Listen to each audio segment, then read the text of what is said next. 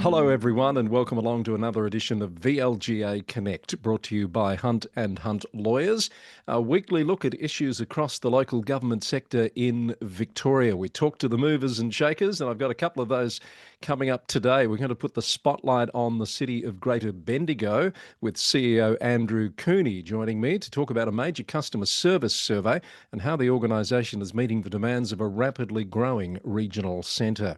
And Tony Raunic from Hunt and Hunt Lawyers will be here to update us on recent issues of governance and legal nature, including a move at Frankston to extend the term of the current mayor, a VCAT case about e-scooters in the city of Yarra, and the latest, potentially final twist in the long-running Slug Gate saga in Greater Dandendong. That's all ahead, but first let's catch up on the latest Connect news headlines. Mornington Peninsula Shire Council has this week voted unanimously to relocate approximately 120 wallabies from the Briars Wildlife Sanctuary. The decision was made at an urgent unscheduled meeting called earlier this week to ensure the long-term sustainability of the population, which currently exceeds the recommended carrying capacity of 30 animals. The long-running Slug Gate saga has taken another turn as the Supreme Court has dismissed Ian Cook's litigation against Greater Dandendong City Council as an abusive process. Justice Andrew Keogh ruled that the lawsuit brought by iCook Foods and its owner, Ian Cook, was essentially a re-litigation of matters previously withdrawn, calling it unreasonable and clearly oppressive to the council. More on that story with Tony Raunic a little later in the program. The mayors of Corangamite Shire, Moyne Shire and Warrnambool City have united to demand urgent repairs to the deteriorating Cobden-Warrnambool Road. They say the road has been overlooked in the Victorian Government's road maintenance budget, despite posing significant safety risks. The City of Greater Geelong is ceasing its involvement in family daycare services from December, according to the Geelong Advertiser this week. Chief Executive Ali Wasty confirmed the decision to the paper, which she said would not impact the 168 children currently under the care of 16 educators across the region.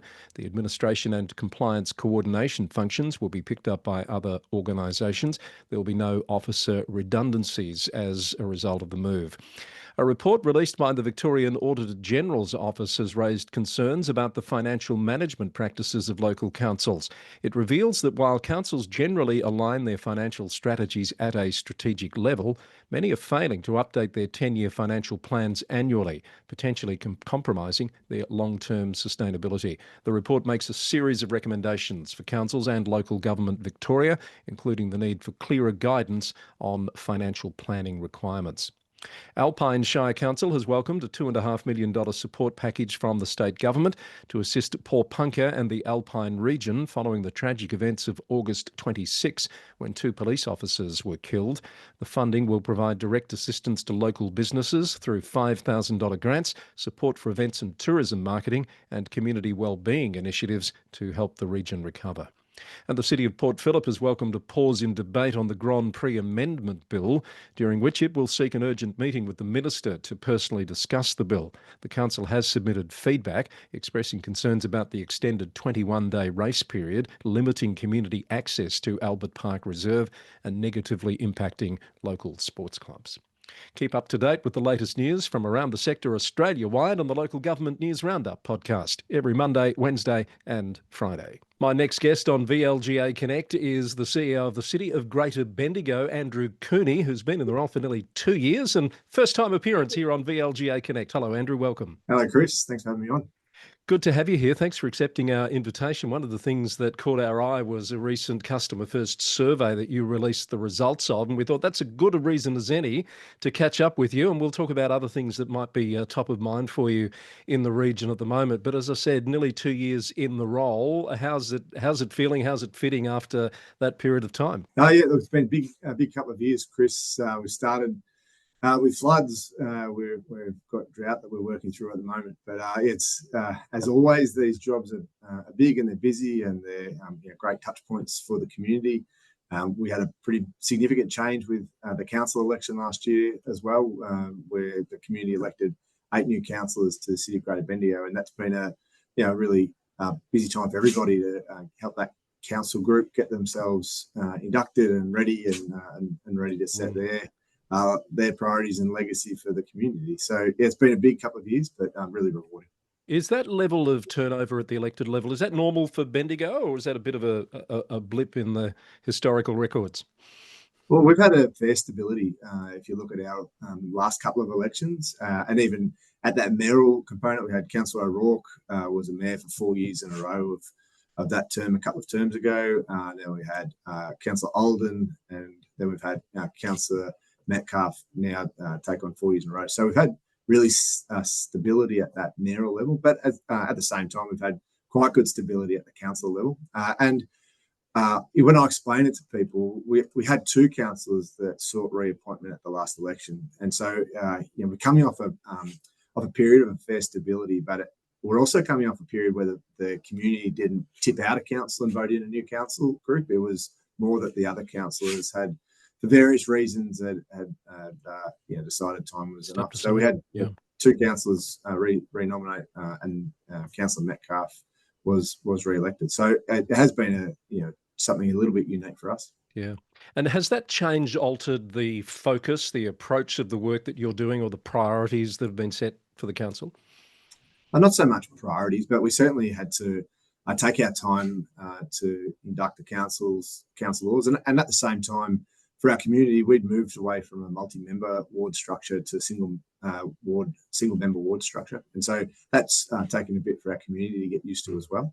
So it's just meant that we've had to really take our time to get the councillors ready to make decisions and take direction from the new group.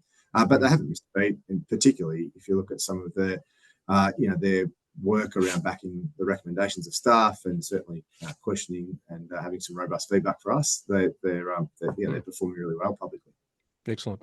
So we wanted to talk to you about this survey, and I must admit I was curious, Andrew, about the customer first survey that you did, which I think had about 4,000 respondents, and where that sits in relation to the state government one. So firstly, tell us, what's the thinking here around running this particular survey out? So for me, customer service is something that I'm really focused on, and my leadership team and certainly our staff have got a real interest in this as well. So that's been a real priority of mine since I came into the job, and even as part of my pitch to councillors around what I was passionate about. And certainly we participate in that state government community satisfaction survey, which has got its place as well. But for me, I didn't really have a good handle or good data on the experience of our current customers. So a lot of that community satisfaction is pitched at people who might have a dealing with council, but don't necessarily have to have a dealing with council to be a respondent. What I was really keen was to talk to customers that had dealt with us in the last 6 months and to get feedback from them around their experience, their satisfaction, and how we respond to what they put on our radar. So there's some similarities, but there's also a real difference. And the particular difference here is talking to customers that have dealt with us in the last 6 months. And it's a much bigger pool of feedback that you've got from this survey. I think one of the criticisms over the years of the state survey is it's a pretty tight sample, isn't it, to take a snapshot at a point in time?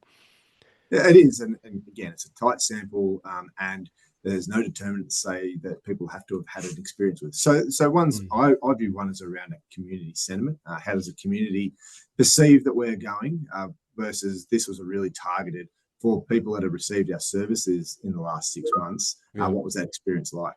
And so we had a broad sample size. We had 4,000 customer contacts that we made, and we had a response rate of over 35%. So that gives us a data set of automatically around 400 people, which is nearly 3 times as what we get out of that state survey. Yeah, and statistically, a 35% response rate is pretty good. What have you got out of this? I know I saw some of the figures. 92% found it easy to contact the city, and 74% feel the city's doing what it promised to do. Are you happy with those numbers? I think that early strike rate. So we got to have nearly 93% people that we spoke to say that were easy or very easy to contact. That's a good stat for us. That's something that we're pretty proud of. And if you think about the various ways that we are contacted by customers, in the modern day and age, that could be people that are walking up to our counter. That could be people phoning in, people emailing, people direct linking from a website, people sometimes talking to us in the street. So, there's no wrong door to get in. And so to have those various channels and still have 93% of people say we're easy to contact, that's a good starting point. To then have people tell us that their overall experience is good or excellent. We had 80% of people telling us that. So again, still pretty good. I think there's also some opportunity though for us to really look at how we follow through on the commitments, because the numbers there weren't as good. Still pretty good, but 75% of people that we spoke to said we were good at following up our commitments. And I think that's where we've got an opportunity to improve and think about how do we follow up, do what we say we're going to do. And sometimes we might do that work, but we don't actually go back to customers and tell them. And so in this modern age where people are used to being able to track their own requests all the way through the various life cycles of the system, I think there's opportunities for us to look at how do we do that a bit better. Yeah, that closing the loop concept's always been a bit of a challenge, hasn't it, in a busy environment. One thing I did notice that you highlighted out of this was that some people felt there was a need for more transparent decision making. What do you think the community's telling you there? I think that they like to know.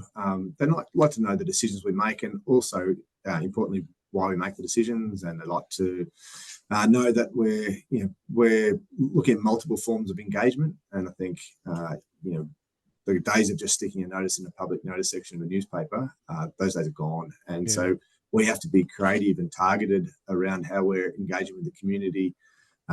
We don't get as many people coming to a council meeting as we would have once, but we're also live streaming a council meeting. And so we get really good data around the amount of people that are sitting at home watching. You can see the spikes where there's certain items that are moving through a council agenda. So I think there's always a need and an interest in people understanding the decisions, and we are that level of government that's closest to the community, where the community do have a sense of a sense of ownership, a sense of pride in what's happening in their own community, and that's something we love. Very true. Is this a survey that you're planning on running regularly? It is. So this survey now will inform our customer first strategy. So we haven't just run the survey and said thanks for the information. We've run that survey, and that'll be an input into what strategy and action plan we put in to respond to the community. We're already seeing it validate some of the things we're thinking around the multiple channels for customers that want to contact us, but we know that personal touch is really important. And so we're taking this feedback really strongly. We're going to actually reopen planning inquiries at a planning counter, which seems like it's back to the future. And we know that some people still want to organise a meeting on Teams or a meeting on the phone, but we do know that people still want to meet us in person, unlay a plan on the table and actually talk about things. And particularly as we move through an increased environment where we're going to have more people looking to do things with blocks and more potential mum and dad investors and developers, we know that personal service is going to be really important. So this survey will form the basis of a strategy, and then we'd like to go back and test how we've gone. We've got some intel, we want to do some actions, and then go back and have those actions hit the mark. Yeah, so some real concrete outcomes there that you're able to put into action as a result of it, which I think is impressive, Andrew. You were sort of touching there on an issue that a lot of particularly larger regional areas are dealing with, and that is the growth that's happening. Just paint a bit of a picture for us in the couple of minutes we've got left about what it's like in Greater Bendigo at the moment. Well, can I say it's pretty exciting? We're a community now that's going through a really interesting transition. We've got a population of about 123,000, give or take, around the Greater Bendigo region now. We've got really vibrant city. We've got some really developing outer suburban areas, and then some beautiful rural parts of our community. So we do have some great aspects. All the data, all the planning showing us that we should be preparing to have 200,000 people living here by 2050. Wow. And so that's a really different proposition to what we've got now. That modelling lines up with what the state government's housing targets are showing us. So we need to build new homes. We need to welcome a new community and a different population.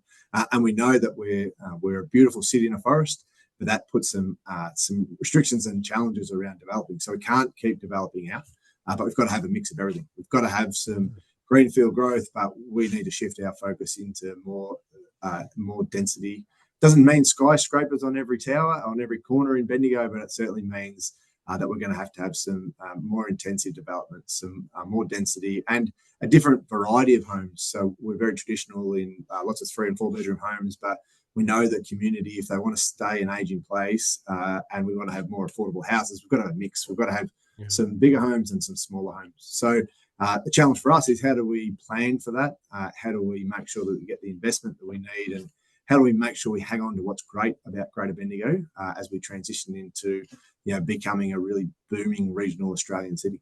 Yeah, look, the challenges you describe are happening everywhere, aren't they, at the moment, particularly around that housing issue. Have you got a sense of how that pace of growth compares with neighbours like Ballarat, Shepparton, Traralgon in Gippsland? Are you on pace to outgrow any of those, or is this happening everywhere as far as you can tell?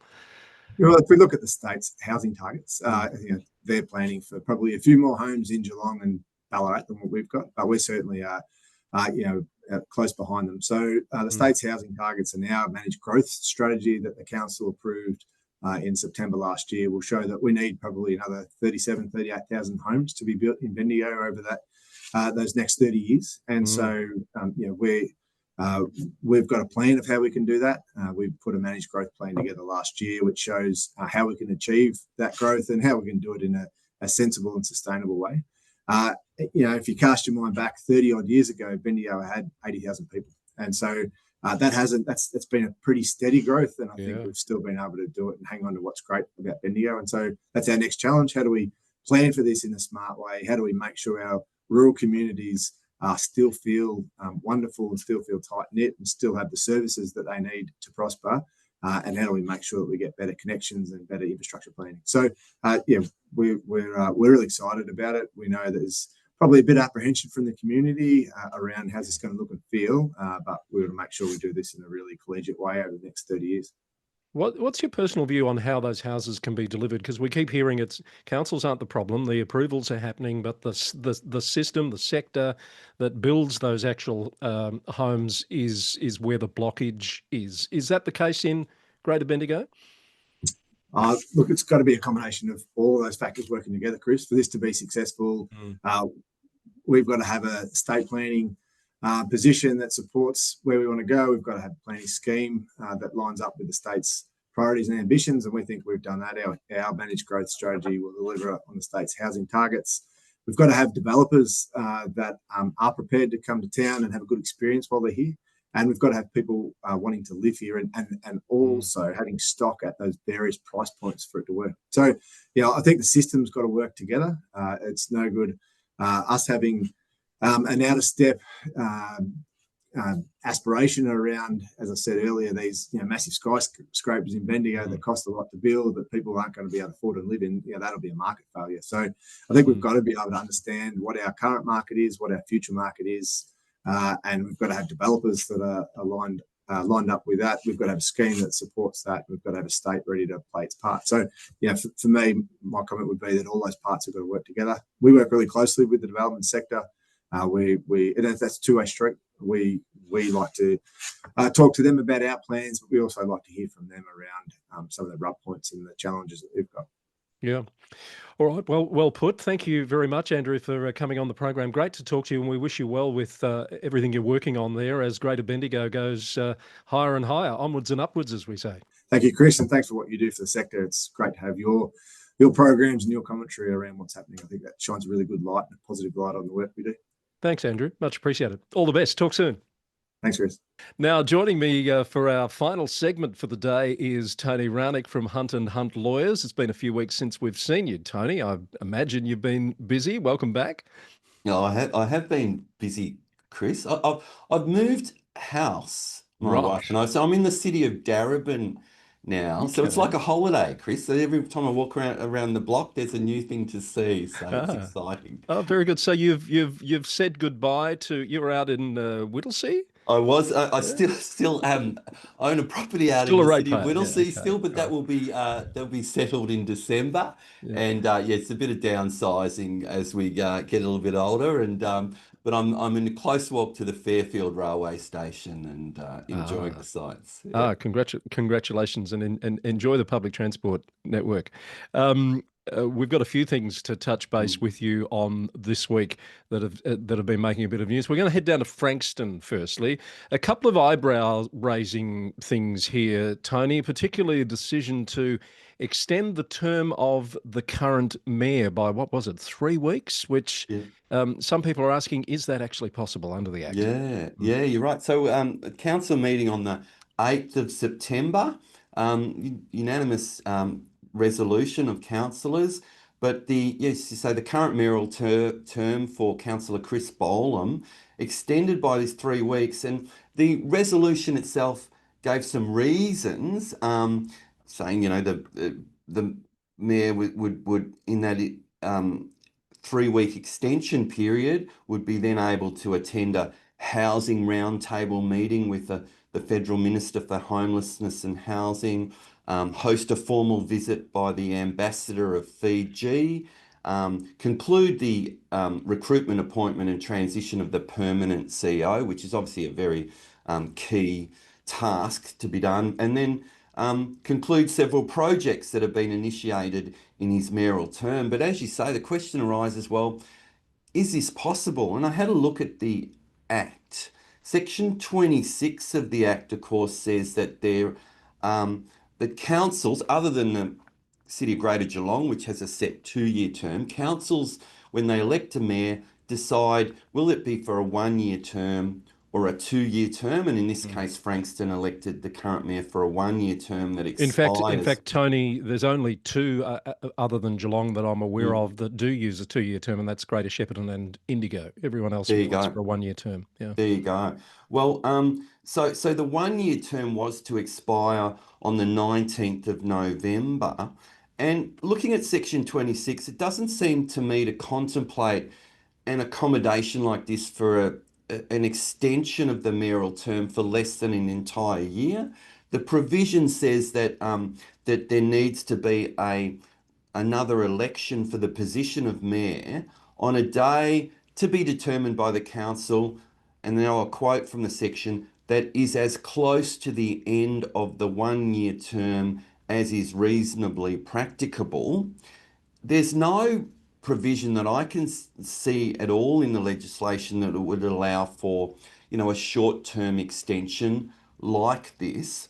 I did note that in the discussion about the resolution, there were references to this having happened previously in a prior term, I think even the prior mayoral term at Frankston, and I'm not aware of the details of that, and perhaps some viewers are, but it does seem to me to be ultra vires, as we lawyers say. It doesn't have any statutory basis for such an extension. I think, if it was challenged, one would expect that there might be some issues. Can I play devil's advocate here? Would it not hang on the definition of reasonably practicable? Because if you're talking 3 weeks, you could say, well, it just isn't practical because of all of these reasons for the council to hold the election until 3 weeks after the end of the term. Yeah, it's in some ways, Chris, the council could have been less transparent and said, we're setting the date, 3 weeks hence after the 19th, and they would have achieved what they're practically trying to achieve. They haven't done that. They haven't said that they're just setting the election date at the most practicable time. They've said they're deliberately extending to accommodate these events, these certain tasks that the current mayor has, which that's what brings into question the authority for this extension. And I know that the Minister for Local Government has said that there will be legislative reform next year in relation to the position of the mayor. We remember what happened at the City of Whittlesea, where there was a vote of no confidence and there was no ability under the legislation for that vote of no confidence to immediately take effect and require the mayor to stand down. We expect that the legislative changes will make it possible for mayors to, have to stand down when they lose the confidence of councillors. Perhaps we'll also see an ability to have these extensions of a period less than 12 months. But I would say right now, it's very difficult to see how what it's occurred at Frankston can be justified from a legislative perspective, even though I understand the practicalities, Yeah. and I can see why perhaps a, a new mayor learning the ropes of mayor might feel a bit uncomfortable in the midst of finalising appointments of a CEO, hosting an ambassador from a country where Fiji. there's Yeah. sister city arrangements, these Yeah. sorts of things. Come back to sister cities in a moment. But do you think, in your view, is this serious enough for the inspectorate or whoever's appropriate here to take a close look at this? I reckon it'd be good to get some guidance, because I think that right now, Chris, there's how many other mayors whose terms are about to expire that may well be thinking, oh, gee, I wish it could go just that little bit longer. Yeah. I don't want to go another full 12 months, put my hand up for that. But gee, I could, if we got this project complete in the next month, 2 months, etc. So I think it's a sort of thing that, an issue of a guidance note for the sector might be useful. Yeah. Okay. Interesting one. You mentioned the city of Whittlesea there. Mm. We must be getting close to some sort of resolution to that suspension of the current mayor issue. Yeah, well, yes, the timing October, was escapes it? me, but I think it was a 6 months Yeah, I think it might be up in suspension. So October. Don't hold me to that, but it yeah, must I be getting think that's close. right. Mm. And we're obviously very interested in the outcomes of that commission of inquiry, and what uh you know Mm. what the recommendations are, what's the fallout from that. Yeah. And I believe that there must be something on the minister's desk Okay. there. All right. We're obviously keeping an eye out for that. On commissions of inquiry too, we're waiting on the Board of Inquiry report into the Macrae landslide. As of recording today, that's not yet been publicly released, or any response from the government that we are aware of, but we're watching for that. Before we leave Frankston, Tony, and you mentioned sister cities, I know you're also a bit curious about a decision that's been made there about some overseas travel for sister city purposes for the mayor. Yeah, that same evening, in fact, another paragraph in the same resolution was a provision that was passed to increase the amount that council had committed towards the cost for the mayor's global sister and friendship cities tour, which is taking place next month. The mayor is off to Fiji, Japan, China, and the USA, where Frankston enjoys some sister city arrangements with particular cities. And these additional costs that were voted on earlier this month are to accommodate further meetings and events that the mayor will attend.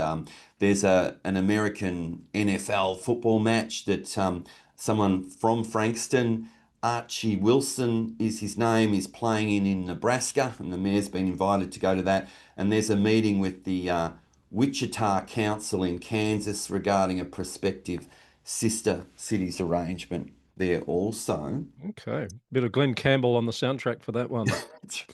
Maybe some linesmen will be coming to that meeting. Classic Jimmy Webb song, The Wichita That's Linesman. right. Only the old people listening are understanding what we're talking about, Chris. But anyway, Someone told me today that according to some music app, my listening age is 17, which I find mind-boggling considering most of the stuff I listen to is about 40 or 50 years old. But anyway, we digress. no one believes you. So the mayor on the other night at Frankston at the meeting, Chris Bolam, he left the chair, and the deputy mayor assumed the chair. So the mayor could actually move and speak to this motion to increase council's financial support towards a visit. And the resolution then passed and the mayor voted. So the question arises, well, does the mayor have a personal interest in the outcome of such a resolution, such that he should have declared a conflict of interest and not participated in the debate and the vote? And we recently looked at something at the Mornington Peninsula Shire, which was a resolution around the mayor's expenses for a flight to Canberra, an advocacy trip to meet with federal parliamentarians. I think this global sister cities tour is a different thing. I think it's distinguishable from an overnight trip to Canberra to lobby. Um, I would discourage, I think, councillors from voting on these resolutions where they're personally, attending the trip and the expenses are allocated to their travel.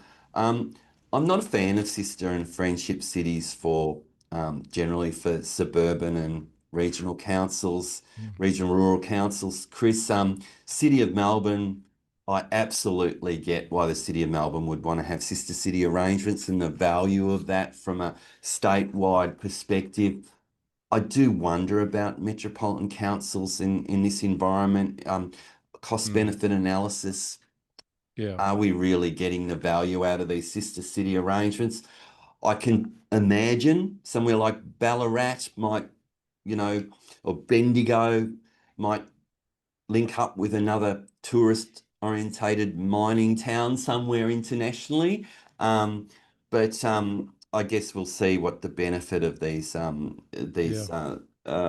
arrangements ultimately is for the city of Frankston. But from a conflict of interest perspective, I think that there's perhaps a limit to the argument that the mayor's trip, the mayor's expenses are part of the mayoral role, and therefore there's not a personal interest here. I Okay. think that probably doesn't extend, in my view, to something like this. And your view on sister city relationships is shared by many. Anytime a council starts to talk about it, they come out of the woodwork, don't they? I think Launceston down in Tasmania is dealing with some negative reaction to a trip to Japan at the moment. Tony, thank you for that one. I'm really keen to get some insight from you on this next story, which I have reported earlier in the week on the local government news roundup. There's a case in VCAT related to e-scooters in the city of Yarra, but the city of Yarra has ended its e-scooter trial quite publicly earlier this year, and the mayor says it's unlikely to be coming back anytime soon, certainly not in the current term of the council. So what is this case actually about? Yeah, so it's brought by a resident, Shane Horek. I might mispronounce that, but Shane has, I believe Shane had suffered a very critical injury in such that he's in a wheelchair. And Shane's brought this action alleging that there's a breach of the Equal Opportunity Act in that council has an obligation to provide a clear footpath service. And these e-scooters, as we know, tend to clog up footpath spaces. Now, Chris, you mentioned that the e-scooter hire scheme in the City of Yarra had come to an early conclusion. It wasn't actually brought to an end by the council directly. It was the private entities Lime and Neuron that decided to bring it to a conclusion in April of this year. The previous council, prior to the 2024 elections, had committed to this trial. The new council post the 2024 elections, led by the Mayor, Stephen Jolly, decided to seek a full recovery from Lime and Neuron of the associated monitoring costs for council. So costs that like cleaning up the abandoned scooters, putting in scooter parking bays, these sorts of costs, they sought to recover them from Lime and Neuron, and such that the fee per e-scooter per day that was going across to council was going to go up from $1 to $5 a day. That was an attempt to recover this $570,000 per annum cost to council. So I think a reasonable approach taken by the councillors at Yarra there to eliminate this subsidy to a private entity or two private entities, but they ceased their trial as a result of that. So this VCAT case continues. I understand that council were briefed this week. It's a confidential briefing. I'm not aware of precisely what was discussed, but the matter will continue at VCAT. And it seems perhaps that the decision would be more of a sort of an academic retrospective decision based on was council complying with its obligations back prior to April, and will no doubt sort of set some precedents or some guidance for councils going forwards in relation to these sorts of programs. That's probably the most important thing to come out of it, I guess, depending on what does come out of it, whether it has implications for other councils that do have these schemes still in place. I recently spoke to a councillor in Sydney where they're actually rolling out designated bays for e-scooters to try and delineate and make that whole system work easier. But there is a significant cost to councils to do all those things that go with having them. Yeah, and look, these are for-profit organisations, and so why should council be, subsidising them to such a degree? And so I agree with the approach here, and kudos to Stephen. Stephen Jolly's someone who's very approachable. I've got to say he responds to our questions and provides information, and it's very refreshing. Awesome. Yeah, we had an excellent, wide-ranging chat here on the show a few weeks back. If people missed that, if they want to go back and check it out, I agree with your comments, Tony. Before we wrap up, have we seen the last of the Slug Gate? I hate the term, but that's what it's become known as. The case out at Greater Dandendong, which started back in early 2019. The council's had a win in the Supreme Court in this last week or so. Yeah, they have, Chris, and far be it for me to say we've finally seen a door closing, the final episode in, as you say, the Slug Gate saga. The people who built the Watergate have got a lot to answer for. Yes, they do. Yes. But so what has occurred is that there were proceedings against Greater Dandenong City Council by iCook Foods more recently against the council and indeed two individual council officers in the Supreme Court, but they were summarily dismissed recently by Justice Keogh on Friday the 12th of September as an abusive process. So the proceedings concern these allegations by iCook Foods that the defendants were guilty of malicious prosecution and misfeasance in public office in relation to charges brought under the Food Act that were ultimately withdrawn. But His Honour Justice Keogh found that as the litigation had previously been brought and then withdrawn, bringing it once again was an unreasonable waste of the court resources, unfairly oppressive to the defendants, and I quote, allowing the proceeding to continue was likely to give rise to the perception that the administration of justice is inefficient, careless of costs, and profligate in its application of public monies, and would amount to the bringing of justice into disrepute. So another chapter, if you like, closing. This is a saga, Chris, that goes back to early 2019. We had an investigation by council's environmental health officers into the food preparation facilities at iCook Foods after an elderly woman passed away and she had listeria at the time, around the time she passed away, and the argument was that she had consumed a sandwich that had been allegedly prepared by iCook Foods, and that was a cause of her illness. And iCook Foods has taken issue with then a subsequent decision by the Department of Health to shut them down. And there were these particular circumstances, I think, that then gave rise to these kind of conspiracy theory about the close down. There's a competitor organisation called Community Chef, and the CEO of the council was on the board of Community Chef.